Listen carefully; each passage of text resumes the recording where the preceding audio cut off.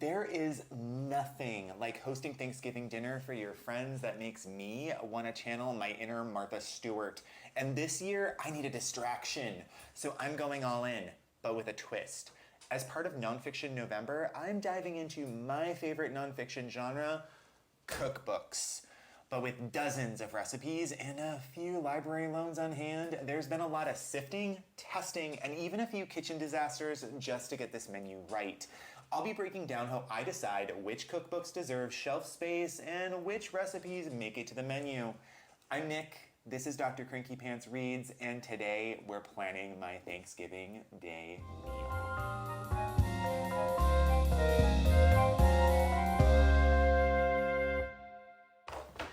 This Thanksgiving, I'm lucky to be hosting my friends Sarah, Jed, and Theo. It's a rare chance to gather around my table, and I want to make it extra special, not just with food, but with a thoughtful approach to each dish that I'm going to put on the menu. Now, since it's Nonfiction November, I can't resist bringing cookbooks into the conversation. Yes, I'm here to make the case that cookbooks are essential nonfiction reads. They're so much more than just collections of recipes. They're part instruction manual, part personal narrative, and part cultural history. While most people focus on memoirs and essays this month, I'm diving into my favorite nonfiction genre, the cookbook. These days, we all know the quick route. We Google the recipe, we skim a few links, print, and you're all set. And while that's fast and efficient, when I think about my own shelves, filled with cookbooks I've lovingly collected, I realize I'm leaving out a lot of the richness that makes cooking special. Cookbooks often come with stories, philosophies, and cultural insights that deepen the experience of making each dish. They're about so much more than just how to cook. As New Yorker critic Anthony Lane put it, cookbooks belong in the living room or even on your bedside table just as much as they do in the kitchen. Lane suggests that sometimes the real joy of a cookbook is lounging around with it, absorbing the flavors and personality of each author. I mean, anyone else here love to just read cookbooks at night? Just me? So this month, I'm reclaiming the cookbook as a nonfiction staple. It's packed with stories, a snapshot of history, and that warm creativity that comes from blending tradition with a touch of our own flavor. And speaking of blending ideas, that's exactly what Sarah and I are about to do. We've been texting and sharing ideas for a while, and now it's time to actually start planning the dishes we want this year. Do we want to talk food? Food in general or food for Thanksgiving? Food for Thanksgiving. Yeah, Okay. yeah. So in 2022, we did buttermilk-brined turkey, stuffing, mashed potatoes, Brussels sprouts, a fall harvest salad, pumpkin cheesecake, cranberry and orange pie, a charcuterie board for like midday lunch because we did Thanksgiving dinner. Yeah. Right. Okay, so I've got some questions. Are you ready? Yeah, I'm ready. Totally ready. What's our vibe? Because you're going to be driving that day. So when you arrive, what vibe do you want to arrive into, knowing that you're traveling on the busiest travel day in America? Right. Also, I love you for coming. I'm so excited for coming. But I think what we want is, what would I call it? I was going to say fancy comfort. Fancy comfort. Vibe. I like fancy comfort. Elevated comfort. No, like familiar, but like delicious. Welcome home. We're not going to be dressed fancifully.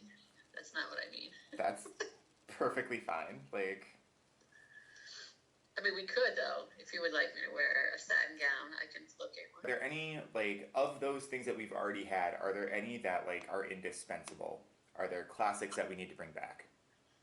Okay, I remember that fall salad. It was delicious, and I would definitely have that again. Or some version of that. That was just so good. Of course, the turkey. That is a good turkey. I thought it was delicious. So what I would say is the cheesecake was delicious, but it's so rich that maybe pumpkin something else would be a Ooh. replacement. I don't know what. I don't have like the alternative ready, but everything else though, Brussels sprouts, that's always a top choice for me, and I know Jen and Theo love that too. But for me, I love Brussels sprouts. Did we make them? How do we do it? Was it roasted? So they were roasted with a maple syrup glaze and some pecans. Uh-huh. But I like the maple pecan. I like just roasted. Any so that has those crispy bits, you know. Yeah, we like the crispy bits as much as possible. Okay. Other sides? What? Anything else you want to play with in terms of sides? I mean, and have me play with is what I'm saying here. Do we want to do something else different? We got mashed potatoes. Do we want to keep those? Do we want to what do we want to do? Play with that. They could be like something else, like although everyone loves mashed potatoes, including me. But it could be like I don't know, sweet potatoes. Although I don't want it to be too sweet. Like I don't like that marshmallow thing. So maybe that's one of the things when I'm digging into some cookbooks, I'll see what's there. Because I do feel like that texture is important. I agree. And it's also just, oh my God, so good. It is. It's like one of the best parts of it. And the ones that I've made the last couple of years have been pretty basic. So maybe finding something that's not necessarily like mashed potatoes with garlic. Not that it's not delicious. Yeah, but I loved that. One of the pies, what something apple pear. Oh, florally. so like What was that? it was like a mixed berry, mixed fruit pie. That was the one 2 years ago, or 3 years ago, because the one 2 years ago was the cranberry orange. Yeah, both delicious, but I'm remembering the other one more. Okay, so you want so you're drawn to like a more fruity folly fruit pie. Okay. So after the conversation with Sarah, it's clear that we've got a couple of things that we'd like to rethink for this year's Thanksgiving dinner. For the most part, the big items, the turkey, we're going to do what we've done in the past, which is a buttermilk-brined spatchcocked turkey. It's really delicious. We do want to switch up maybe the Brussels sprouts, the mashed potatoes, because my mashed potatoes are pretty basic. So if I can find something to elevate that would be great. And then a salad. Maybe there's something out there that's better. We're open to elevation. And then normally I bake a cheesecake and I bake a pie. The last time that they came for Thanksgiving, I baked a cranberry orange pie out of Erin Jean McDowell's The Book of Pie, and it was delicious and tart. And I think we're going for a slightly different vibe this year, more like fruity, woodsy. That's the direction I'm gonna go in. And then, okay. So, Thanksgiving dinner. It's dinner. Like, why are we having it at 1? That never made sense to me as a kid. It doesn't make sense to me as an adult. So, because I am hosting, dinner is at dinner time, which means that around 1 or 2, I like to throw out a board with some meats and some cheeses and some crackers and some things, some nibbles, if you will. But it's not something that I have ever been particularly intentional about or well designed. So I wouldn't mind taking this year to make my board a little bit more interesting, if you will. Because it's maybe a little basic, but it's there, at least. So, there's that. So, I also have to remember that we have a nut allergy going on. And so, I want to make sure that we're going to be not putting Jed in danger, because that would just be bad. I am going to pull all of my personal cookbooks that might relate to this, and then I have gone on a hold spree at my local library, and so I'm going to haul out those books, because they're all in, all those cookbooks, and peruse them. So, I should get started.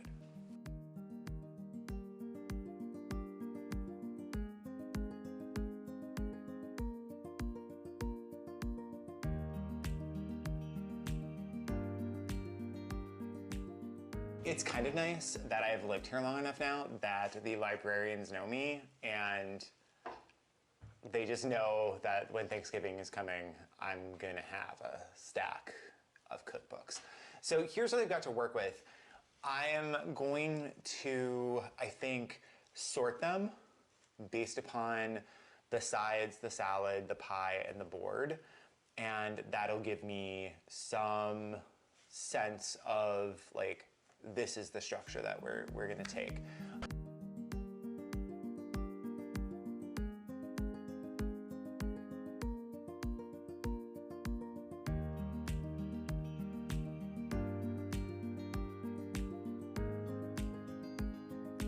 So I have 5 piles.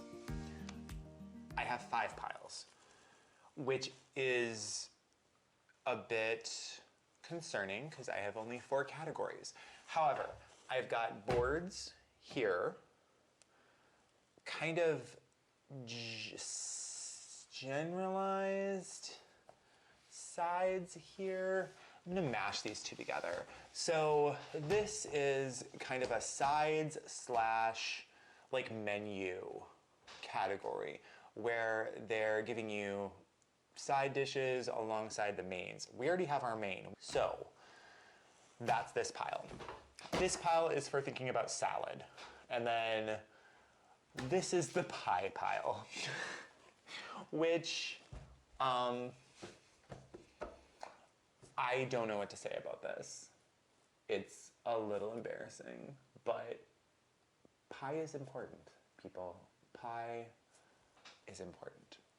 So what I'm gonna do now is I'm gonna start from, I think I'm gonna start with sides, and then I'm going to move into salad, and then I'll decide on a pie, and then I'll get to boards. And I'm just going to really target the ingredients that I'm looking for. So Brussels sprouts, mashed potatoes, seeing what I can find. I've got my handy dandy sticky tabs, and we'll see how this goes. So, yeah, here we go.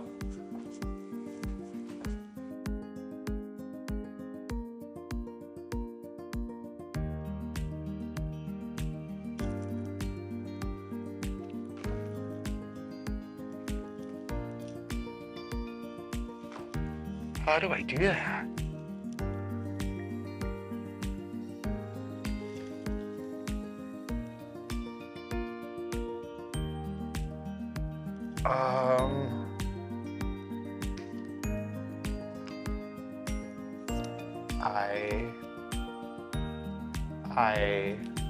I need to do that. I need to do that. Yeah. Okay. All right.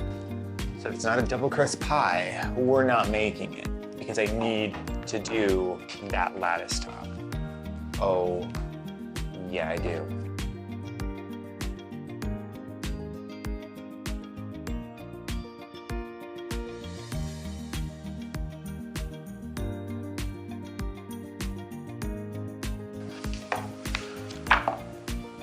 Oh, no, this one's definitely not me. This is not, this one is not for me. This one is not for me. Okay, good to know, good to know.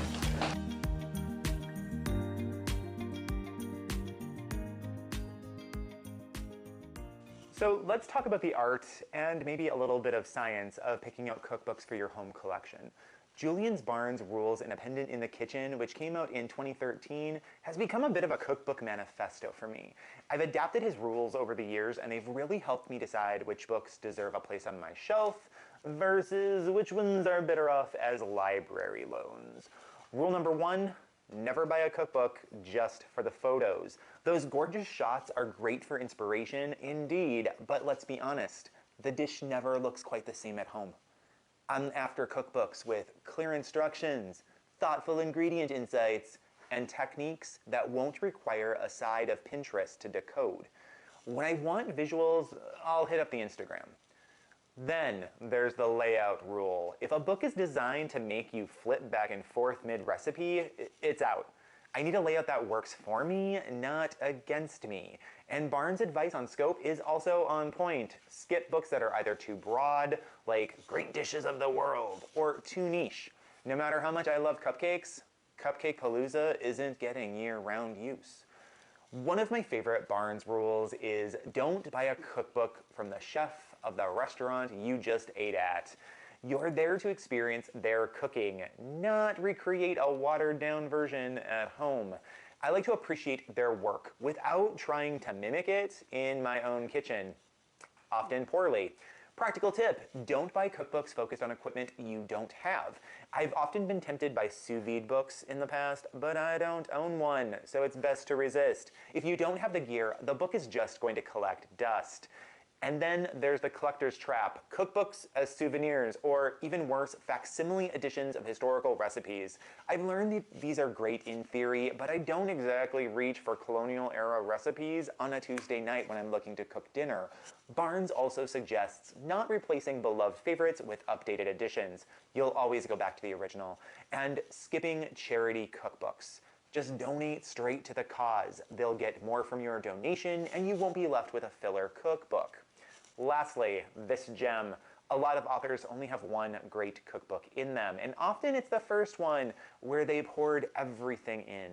The rest, well, sometimes they feel a bit recycled.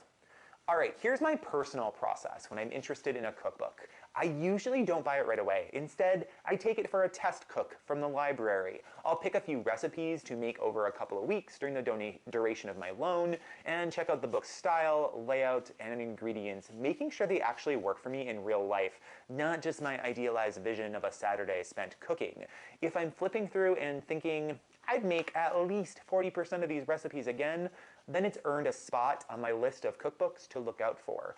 I want cookbooks that are actually going to help me put meals on the table, not just take up shelf real estate. Then, at least once a year, I do a little inventory. I'll go through my collection and ask myself, am I in love with this one? Am I actually using it? Some cookbooks, like Maurizio Leo's The Perfect Loaf, are packed with information beyond the recipes themselves. Techniques, tips, ingredient context. Books like this aren't just for cooking, they're a resource, almost like a culinary textbook. They offer knowledge you can apply to lots of different contexts, which makes them invaluable to keep around. On the flip side, if I have a book that's just taking up space or has fallen out of my regular rotation, it's time to say adieu. I try to keep my collection relevant and manageable, full of books I genuinely find useful and inspiring. Because at the end of the day, a cookbook collection should be more than just a set of pretty covers on a shelf. It should be something that I actually turn to when I want to cook or learn something new in the kitchen. So now that I'm through all of these cookbooks, I've come down to a decent set of recipes. Some categories I had more luck in than others, and part of that is just the collection of cookbooks that I amassed. I didn't really have a clear science in terms of the cookbooks that I sought out. Most of them were cookbooks I was interested in and cookbooks that I thought would relate, but some categories, I'm looking at you, Brussels sprouts, weren't very well represented in the books that I checked out from the library or the books that I already had. So Brussels sprouts, we're going to have to do a little bit more work here. I'm going to do a bit more research. I might turn to my friends at the New York Times Cooking website to help me find a recipe that will work for our Thanksgiving, because I didn't find any good options in the cookbooks that I looked at. However, elsewhere, there were definitely some things that I was able to find. For mashed potatoes, I had a couple of options. There weren't a ton in the preppy kitchen simple cookbook. There was browned butter and garlic mashed potatoes, which felt a little bit like the mashed potatoes that we've already been making and didn't seem different enough to warrant giving a go. But then in the side dish Bible, I found ultimate French style mashed potatoes. I'm really curious about the texture of these. And I've read about this technique elsewhere, but it always seems too complicated. Given the fact that this side dish Bible comes from America's Test Kitchen, I'm really excited to see how they have streamlined that process. So for mashed potatoes, we're giving the ultimate French style mashed potatoes a go. We're going to see what we can do. For salads, I also had quite a few different options, 9 to be specific. Well, actually 8, because baby beets cooked in cranberries is really more for me as an individual than it is for the Thanksgiving meal. In the salad lab, I found the fall chop salad, I found a harvest salad, and an all-in-one Thanksgiving salad that all seemed like really good options. However, when I actually started looking at the recipes, the fall chop salad was fairly heavy on roasted vegetables and not necessarily the fruity fall notes that the salad that we had done earlier had. So that one might get put on a backup list. Same thing with the harvest salad. It continues to not have that kind of fruity undertone to it. The all-in-one Thanksgiving salad is a really interesting idea, but it seems to replicate stuff that's happening elsewhere in the meal. It really does feel like overall a Thanksgiving Day meal in salad form. And so Salad Lab, great resource for rethinking some different kind of salad combinations, but none of those options are really going to work for us this Thanksgiving meal. Choosing sides, had an arugula with sugared cranberries and pancetta salad and an apple cabbage chopped salad that I considered. But the process of sugaring cranberries in terms of thinking about the overall schedule of the day to get the meal prepared just felt like one more step that I don't want to take on. Additionally, the cabbage chopped salad sounded interesting, but I'm not as excited about the cabbage element. That texture just wasn't quite working in my head as I was thinking about the other components in our meal. I did find a couple of really great resources in pizza night, and the first is a mixed green salad with plums, blue cheese, and candied walnuts. This feels a bit more in line with the kinds of flavor profiles that we've been looking for. Additionally, they have a fall wedge salad with bacon, pear, and blue cheese that sounds delicious, and then a beets and mixed green salad with golden raisins and pistachios. So these feel like 3 really solid recipes or combinations for salads that I'm excited to try in the next couple of weeks leading up to Thanksgiving to figure out which one is going to meet the kind of moment that I want in that Thanksgiving meal. But I love the idea of a wedge salad with the bacon, the pear, and the blue cheese. It just feels like there would be that nice tension between the savory and the sweet that we're really looking for there. So let's talk about pies, because oh my gosh, so many pies. I came up with, hold on, 8, 13, 16 pie options, though not all of them are actually options, because one of the things that I definitely want to do, I found a herringbone lattice top that I have to make. I have to make it. I just have to get it. I have to do it. I'm super excited about it. So I need a double crust pie. I need a crust on the bottom, I need a crust on the top. So some of these pies aren't going to do that. So coming from Pie Academy, there's a 5-spice apple pear pie that sounds really like it could be a good potential. Pear raspberry lattice top pie that sounds like it has potential. There's a pear fig pie with hazelnut topping that's an open face pie, so it's kind of automatically up because I want to try this herringbone pie for sure. There's a cranberry cherry peekaboo pie that could work. I'm really interested in the tension between the cranberries and the cherries, and I also think I still have some cherries left in the freezer from when I was in Michigan this summer that I could put towards this pie, and it's double crusted. Bonus.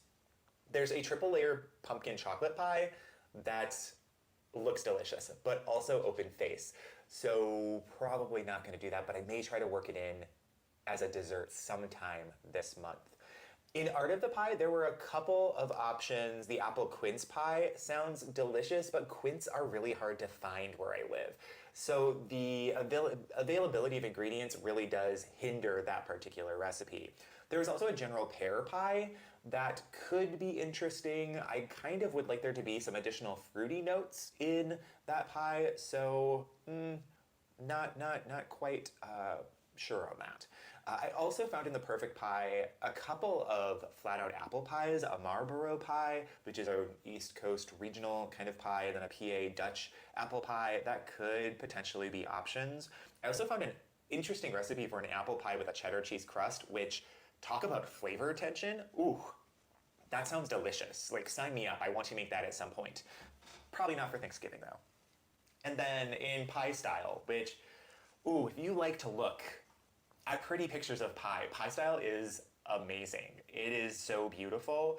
And I'm interested in the Walk in the Woods salted maple caramel apple pie, though I do worry and have some concerns that the salted caramel, the maple caramel, is going to overpower the apple, and it's going to be less of that fruity, tangy, sweet note and more just of a sweet note. So probably not gonna go there. In pie school, however, I found a pear apple cranberry pie, and this seems like my overall choice. I really am loving the thought around apple, pear, cranberry, and the kinds of tension that that's going to create within the flavor notes. The tartness of the cranberry, but the sweetness of the apple and the pear. And I'm just really excited for that particular pie. Also, interesting savory note, apple, pork sausage, and rosemary pie.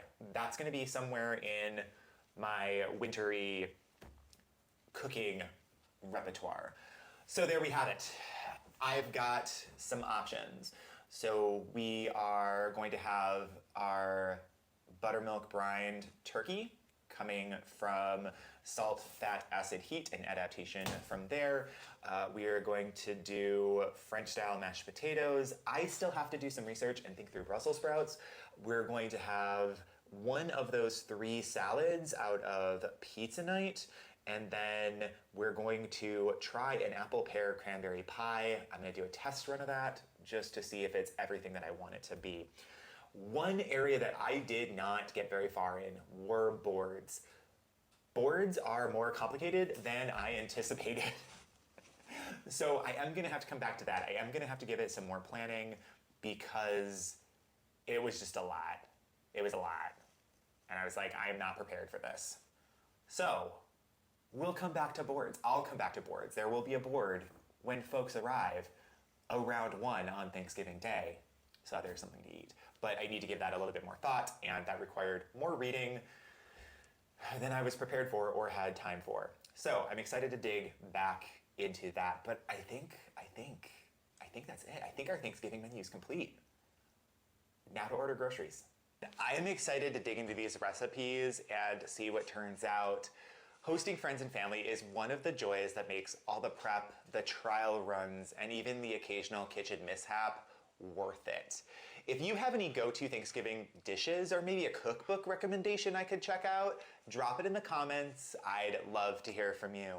Next week, we're switching gears a little bit. I'll be diving into some popular claims about reading, tackling a few myths, and giving the science-backed truth. If you've ever been curious about how certain reading habits or techniques actually work, or don't, you won't want to miss it.